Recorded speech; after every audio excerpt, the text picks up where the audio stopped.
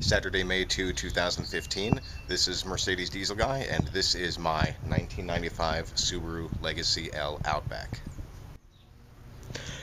I'm still working on the car, but I'm hoping to finish up this weekend.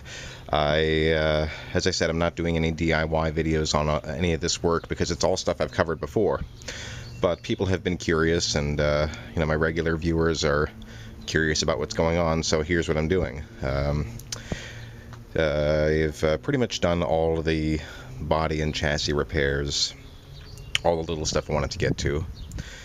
So I am getting into the final phase, which is the engine tune-up stuff, and more or less it's all the basics. I'm going to be doing spark plugs, valve cover gaskets, PCV valve, gonna drain the radiator, replace the hoses, replace the timing belt, belt idlers, the oil seals behind there, gonna put on new drive belts, basically just all the usual stuff. And I want to reiterate, the car was running and driving fine before I took it off the road a couple of weeks ago, but more or less it's just due for all these tune-up items, and this is how I keep from ever having a breakdown.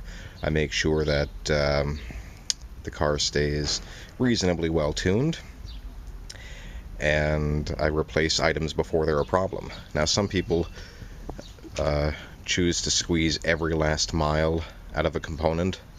Personally, I choose not to go that route. I like to replace stuff preventively.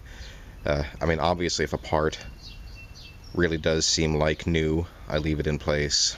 But other than that, I like to replace the basics at regular intervals.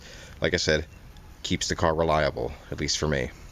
The only exception I make to that is hoses and belts, which I do with these at these major tune-up intervals, regardless of how they look. For example, this upper radiator hose still seems to have quite a bit of life left in it, and I will keep this on around for a spare. But since I have to take all of this apart anyway, it just makes sense for me to put a new hose on and not to have to worry about it. So I'm going to get to work now. Probably won't have any updates for you on this work. Anyhow, like I said, I'm going to get to work, and hopefully I'll be done with the car by the end of this weekend.